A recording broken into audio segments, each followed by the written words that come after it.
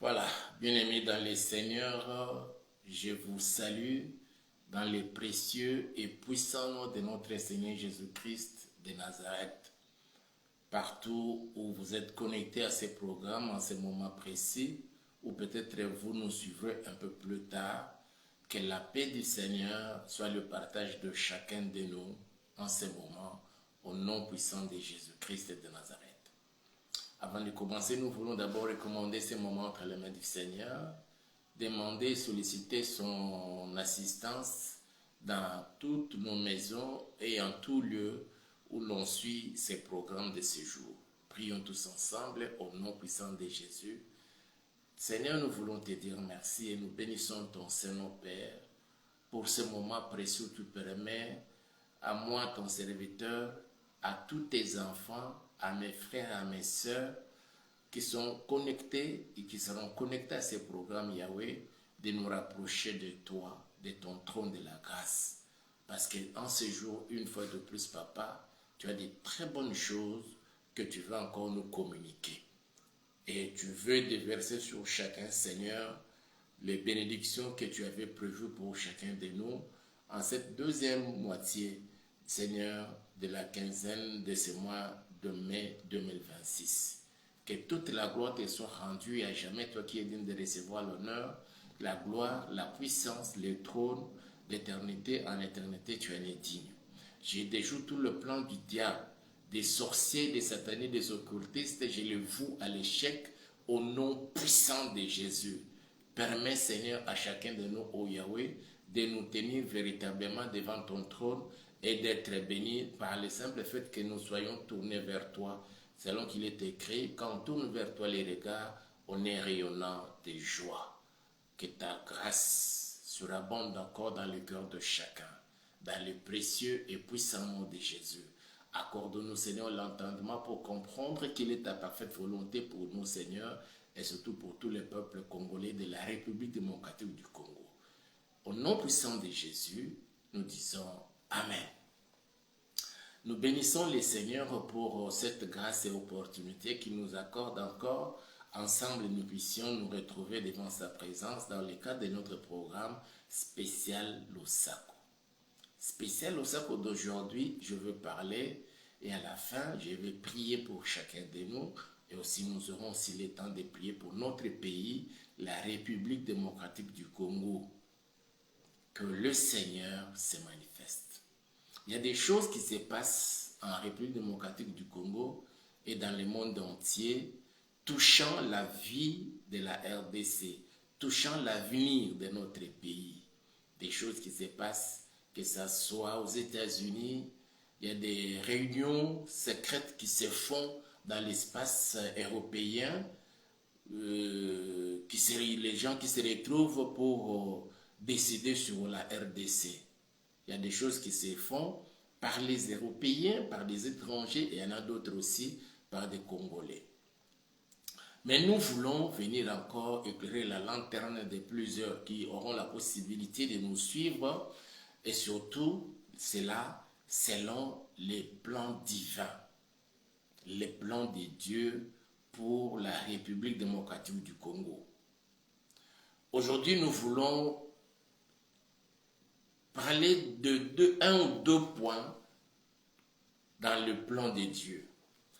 Il y a quelque temps, je vous parlais des deux livres que j'ai lus de nos compatriotes qui malheureusement ne sont plus de ce monde, qui sont montés dans la gloire du Seigneur. Ils ont écrit, c'était des frères en Christ, des serviteurs de l'Éternel. Un livre a été écrit par le regretté Alain Moloto et l'autre, c'est par notre bien-aimé Dominique Sakombi Inongo. Les deux nous ont laissés. Ils sont déjà montés dans la gloire du Seigneur, nous le croyons. Mais aujourd'hui, je suis avec ce livre d'Alain Moloto. Les plans de Dieu pour le Congo. Ce livre a été écrit ou imprimé, édité en 2012. Aujourd'hui, nous sommes 2026, ça fait déjà 14 ans passés. Ça, c'est l'année 2012, l'année où il a publié. Mais les contenus a été reçus avant 2012.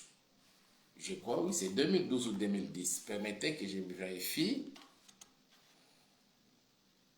Oui, 2012. Mais les contenus, le bien-aimé l'avait reçu avant 2012. Et 2012, c'est l'année de la publication de ces livres. Si vous avez la possibilité d'en avoir, lisez-les. Si vous en avez, lisez-les du début jusqu'à la fin et vous allez comprendre ce que Dieu veut faire avec notre pays et dans notre pays, mais avec toi, ma soeur, avec toi, mon frère. Dans son avant-propos, je suis là dans l'avant-propos, à la première page, je lirai le premier paragraphe, il dit ceci: ces documents et les résumés du programme de Dieu, tel qu'arrêté par le Conseil de sa grandeur en faveur de notre cher pays et qui a, dans ses effets, un impact direct sur le reste du monde. L'Éternel Dieu se sert d'un pays et de son peuple pour envoyer un signal très fort à l'humanité tout entière en pleine distraction devant la tournure dramatique des événements au quotidien.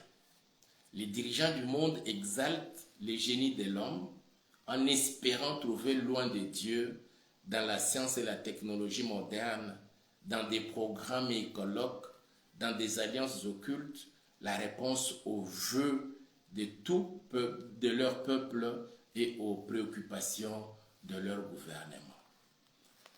Quand vous écoutez ça, et depuis que l'actuel président, son Excellence Félix Antoine Tshisekedi Tshilombo, est à la tête de notre pays, il ne cesse de dire la RDC, c'est le pays solution.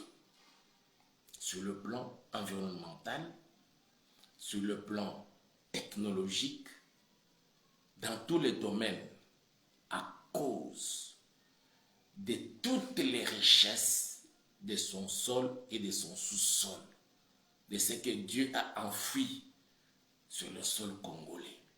C'est la fête de la RDC, pays solution. Mais les nations du monde ont mis de côté la RDC.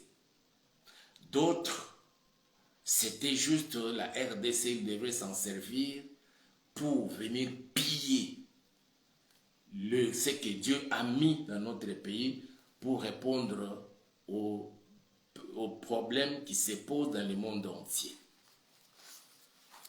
Lorsque le président actuel est venu, il a cherché à changer, comme l'on dit actuellement, les narratifs, les paradigmes, et les choses commencent maintenant à bouger en direction de la RDC.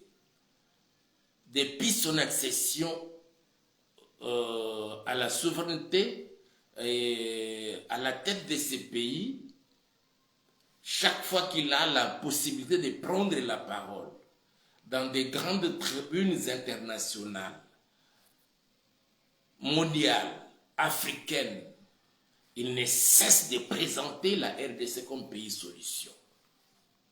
Et là, déjà dans l'avant-propos de ce livre, notre bien-aimé dit: le monde entier, les nations du monde mettent leur confiance au génie humain dans divers programmes qu'ils ont ça et là, cherchant à trouver la solution au problème qui se pose. Mais ils ont ignoré que la RDC, c'est elle plutôt, qui est le pays solution. À cause de ce que Dieu a mis dans ces pays, je parle de ce que Dieu a mis dans ces pays, dans tous les domaines et tous les secteurs de la vie. L'homme congolais est un génie. Je dis bien, l'homme congolais, d'une manière générale, est un génie. Question seulement de le placer dans un bon environnement et dans de bonnes conditions, et vous verrez comment il va développer ce qui est en lui au bénéfice des autres, du monde entier. S'il faut parler même dans les domaines de sciences, ce pays a connu des grands physiciens, des grands scientifiques. Dans les domaines de sport, il en est de même. Dans les domaines, je dirais même politiques. Mais aujourd'hui, mes frères et sœurs, je crois que l'heure est arrivée. Sans parler même dans les domaines, je ne dirais pas religieux, mais chrétiens. Mais parlons seulement dans les domaines religieux. Dans ces livres, il y a quelque chose qui se passe, qui s'est dit ici en RDC. Cela a déjà été dit ici, dans ces livres-ci, depuis 2012. Et c'est devenu aujourd'hui le langage de tout le monde. Les uns sont pour et les autres sont contre. Mais mes frères et sœurs, laissez-moi vous faire découvrir ce qui a été écrit en 2012 par notre bien-aimé Alain Moloto dans ses livres. Qu'est-ce qu'il dit? Je vais prendre 2 points qui divisent les Congolais aujourd'hui. Si vous avez ces livres-là et que vous aurez l'occasion peut-être de la voir, si vous pouvez aller à la Bibliothèque nationale, vous trouverez l'exemplaire de ces livres. Allez lire cela. À la page 29, dans la page 29, il est dit ceci du référendum national. Laissez-moi lire. Qu'est-ce que le bien-aimé a écrit? Un référendum sera organisé pour impliquer la volonté de tous les Congolais dans l'adoption de la Seigneurie de Jésus-Christ comme l'autorité suprême devant trôner sur le Congo. Il dit, un référendum sera organisé pour impliquer la volonté de tous les Congolais dans l'adoption de la Seigneurie de Jésus-Christ comme l'autorité suprême devant trôner sur le Congo. Je ne cesse de le dire en date du 23 juin 2019. Le président de la République, à peine qu'il venait d'accéder au pouvoir pour présider à la destinée de cette nation, il a organisé un culte au niveau, dans l'enceinte du stade des Martyrs. Et au cours de ce culte-là, lorsqu'il a pris la parole, il a fait la prière. Il a invité le Seigneur, l'Éternel, à venir s'asseoir sur le trône de la RDC. Il dit, viens t'asseoir sur le trône de mon pays. Que ce ne soit pas moi, mais que ce soit toi qui dirige cette nation. Mais ici, le bien-aimé avait déjà écrit. Il avait déjà reçu la révélation de la part du Seigneur. Et il a écrit ça dans ses livres, du référendum national. Un référendum sera organisé pour impliquer la volonté de tous les Congolais dans l'adoption de la Seigneurie de Jésus-Christ comme l'autorité suprême devant trôner sur le Congo. Or, le président en a déjà fait la prière. Il a déjà invité le Seigneur pour s'asseoir sur le trône de la RDC. Il l'a fait, le savait-il? Ou bien, je ne sais pas comment, il a été inspiré pour faire une telle prière. C'est-à-dire qu'il est déjà dans le schéma prophétique de Dieu pour la République démocratique du Congo. Une telle personne qui est dans le schéma prophétique de Dieu, vous cherchez à le combattre, mes frères et sœurs, vous cherchez à le combattre, c'est vous qui tomberez. Parce que lui, jusqu'à ce qu'il arrivera à la fin de sa mission, il dit ceci, Un référendum sera organisé pour impliquer la volonté de tous les Congolais dans l'adoption de la Seigneurie de Jésus-Christ comme l'autorité suprême devant trôner sur le Congo. Il est vrai que dans notre pays, il y a plusieurs religions. Nous avons la religion musulmane, nous avons je parle des musulmans parce qu'eux ne croient pas en Jésus-Christ, mais plutôt en Allah que le prophète Mahomet avait prêché. Mais les autres, nous croyons en Jésus-Christ. Que nous soyons kimbanguistes, catholiques, protestants, église de réveil, et les autres là, nous croyons en Jésus-Christ. Les autres, même en dehors bien sûr de Bundudia Congo et les autres, et ils croient aux ancêtres, aux dieux des Noirs. Mais la majorité croit en Jésus-Christ. Il est vrai qu'il y a diversité de religions, de croyances dans notre pays, mais ici, un référendum sera organisé, un référendum national. N'entend-on pas actuellement encore le langage d'un référendum sera organisé dans le but d'interroger la population pour ou contre le changement de la Constitution? Est-ce que ce n'est pas dans le programme de Dieu pour que l'on reconnaisse sa seigneurie, son autorité suprême, de tourner sur la RDC?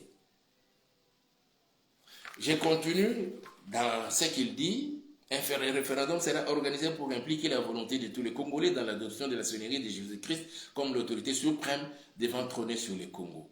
Cela revient à établir le peuple tout entier sous la loi de Dieu, sans aucune exception possible, car la justice divine sera le métronome qui devra rythmer la vie au quotidien.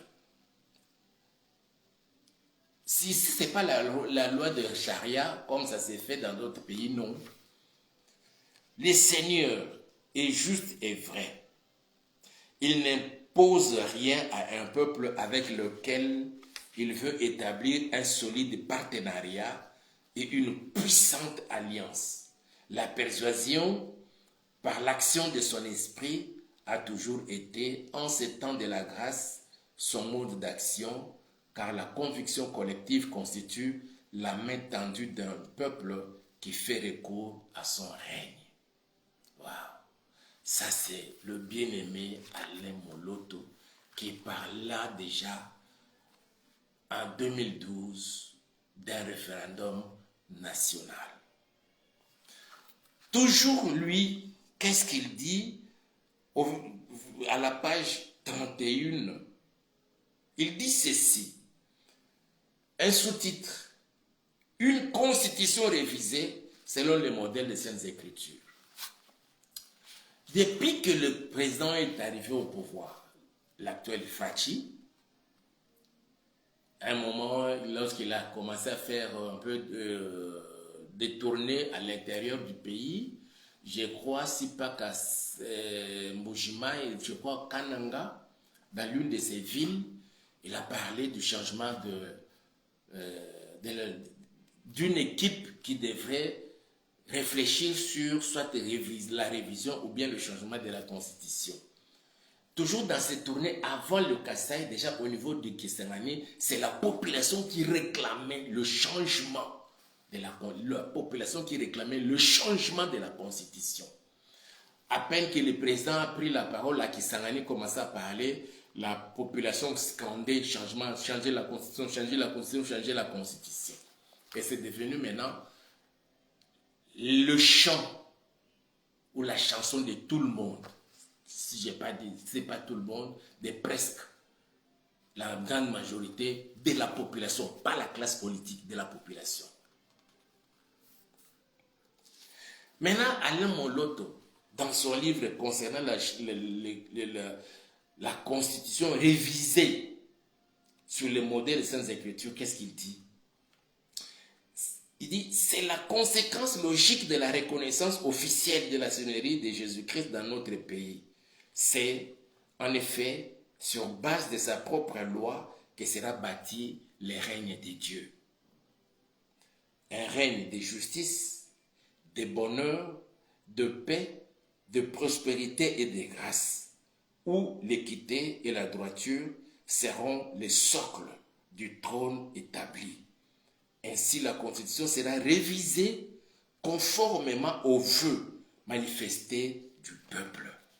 Ah, ça, c'est grave. Je reprends encore ce qu'Alain Moloto avait déjà dit. Mes frères et sœurs, que les pasteurs qu'on taxe de lépreux se retrouvant quelque part parlant de la Constitution, mes frères et sœurs, laissez-moi vous affirmer qu'ils sont seulement sur les chemins, sur le schéma prophétique de Dieu pour notre pays. C'est pourquoi vous voyez les pasteurs s'élever. Le leitmotiv là, c'est provoqué par l'Esprit du Seigneur. C'est la conséquence logique de la reconnaissance officielle de la Seigneurie de Jésus-Christ dans notre pays. C'est en effet sur base de sa propre loi que sera bâti le règne de Dieu. On parle, les politiciens, eux, ils ont les yeux ailleurs. Quand nous parlons du changement de la Constitution, qu'on parle de la révision de la Constitution, mais basant à ce que Dieu avait déjà dit en 2012 par son serviteur, l'adorateur Alain Moloto, du changement ou d'une Constitution révisée. Mes frères, ça c'est le vœu du Seigneur. Et personne ne peut se heurter à la volonté de Dieu.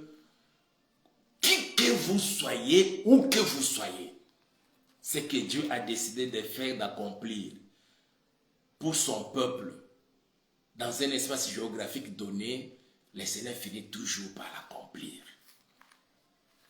Et déjà ici, il parle d'une constitution révisée selon les modèles des Saintes Écritures. Les gens vont se retrouver là-bas. Ils ne seront pas forcément des chrétiens. Ne seront pas forcément des hommes de Dieu, des serviteurs de Dieu. Ne vous en faites pas. Parmi cette équipe-là, ou des experts qui vont se retrouver pour discuter, pour voir un peu dans quelle mesure on peut soit réviser, soit changer la Constitution. Ça ne sera pas forcément un groupe de chrétiens, non. Mais animé par l'Esprit de Dieu, selon ce que je viens de vous lire dans ces livres-ci, c'est pour que cette nouvelle constitution que l'on va nous rédiger soit selon les modèles de Dieu dans les Saintes Écritures. Et cela mettra même sur le même pied d'égalité même d'autres religions. C'est la conséquence logique de la reconnaissance officielle de la Seigneurie de Jésus-Christ dans notre pays. C'est en effet sur base de sa propre loi que sera bâti le règne de Dieu.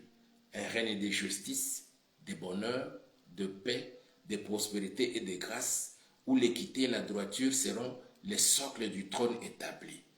Ainsi, la Constitution sera révisée conformément aux vœux manifestés du peuple.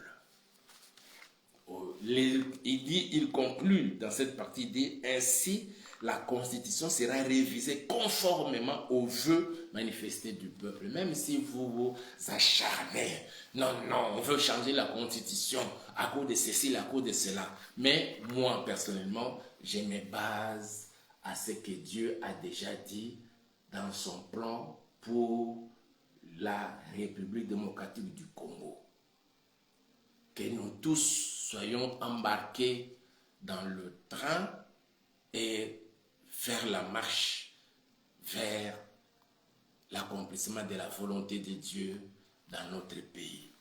Et elle dit dans cette partie-là, j'ai beaucoup aimé, un règne de justice, de bonheur, de paix, de prospérité et de grâce, où l'équité et la droiture seront le socle du trône établi. Je réponds encore, un règne de justice. On cherche la justice aujourd'hui.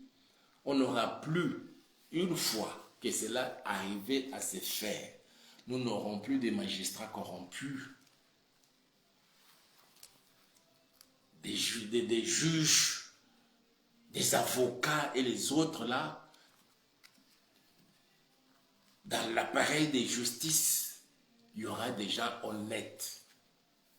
Mais pas à 100%, mais puisque c'est Dieu qui a dit, et vous verrez être rétabli dans notre pays un règne de justice, de bonheur, le bonheur tant cherché,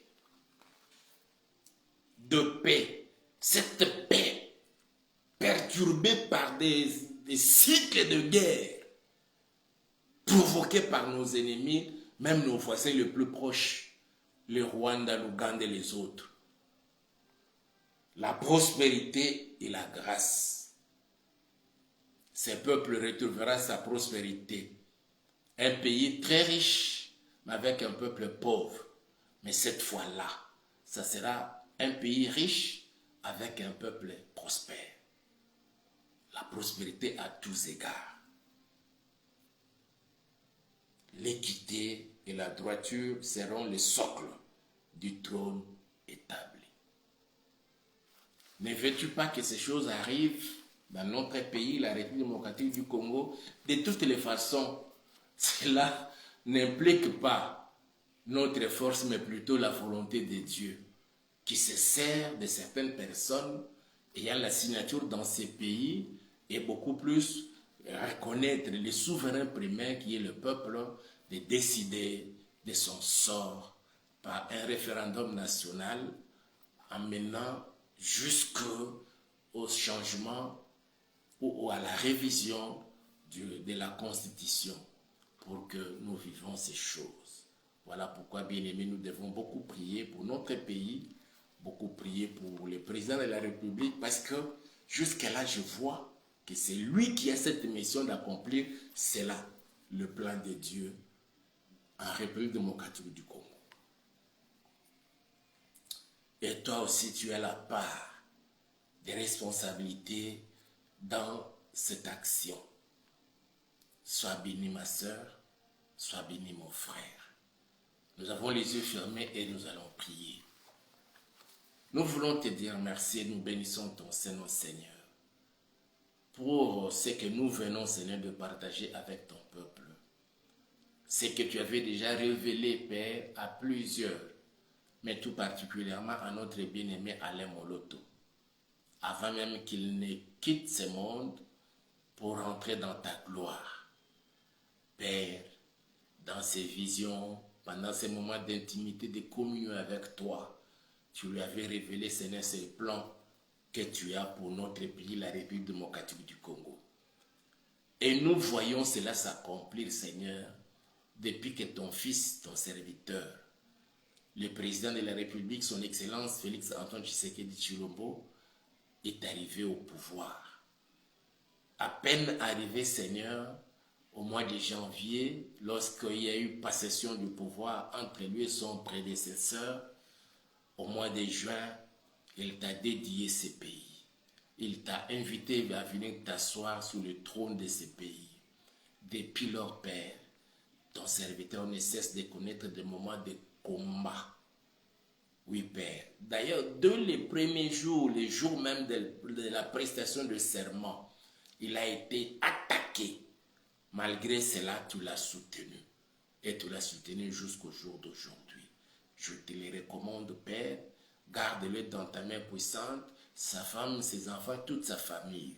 Tous ses collaborateurs au niveau de la présidence, dans son cabinet, tous les collaborateurs au niveau du gouvernement, en commençant par la première ministre, Madame Judith Souminois Toulouka, et les autres membres du gouvernement, leur famille, papa, que tu les gardes, que tu les protèges. Tous tes serviteurs, Seigneur, que tu as établis dans notre pays, qui sont, Seigneur, derrière le président de la République pour le soutenir dans cette grande mission que tu lui as confiée au Père, que tu les bénisses et que tu les gardes, Yahweh.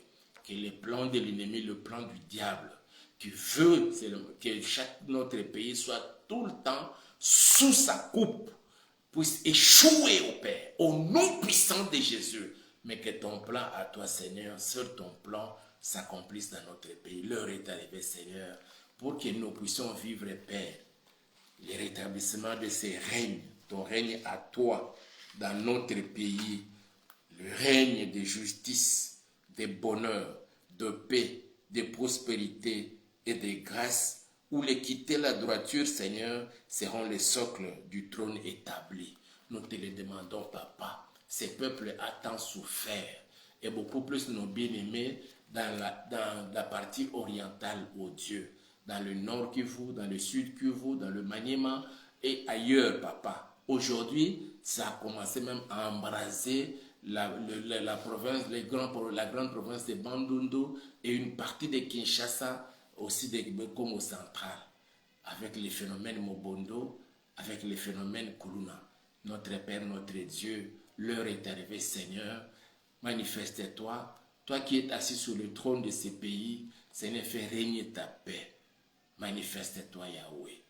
Que le peuple congolais, dont le sol regorge autant de minéraux, que l'on commence même, Seigneur, à estimer d'une valeur au-delà de milliards, des milliards, de plus de 100 milliards, que ce peuple commence aussi à en bénéficier, qu'il vive aussi dans la prospérité à tous égards, tel qu'il est écrit dans ta parole, dans 3 Jean 2. Je bénis ton peuple, je bénis ma soeur, je bénis mon frère, que tous tes pasteurs, tes serviteurs, Seigneur, soient gardés par toi. Certains sont même aujourd'hui, Yahweh, insultés, offensés par les simples faits, Seigneur, qui se sont manifestés, se prononçant sur les changements de la Constitution. Oh Dieu, prends défense de tes serviteurs. Bénis tes enfants, bénis le Congolais, bénis les Congolaises, partout où nous nous trouvons, Seigneur.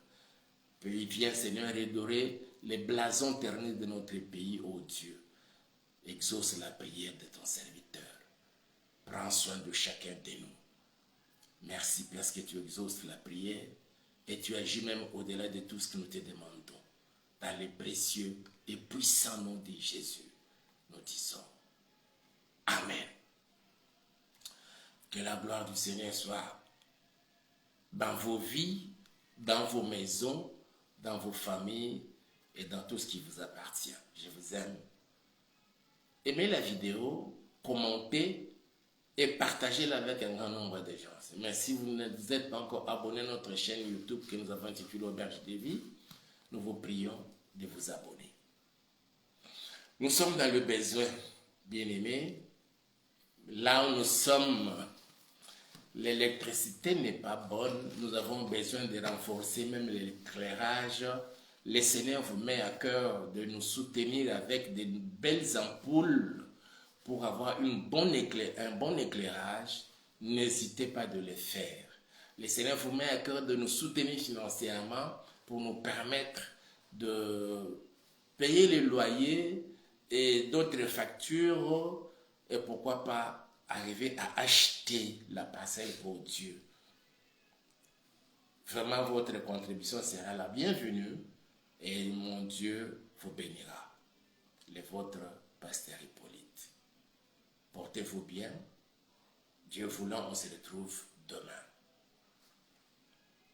Ciao.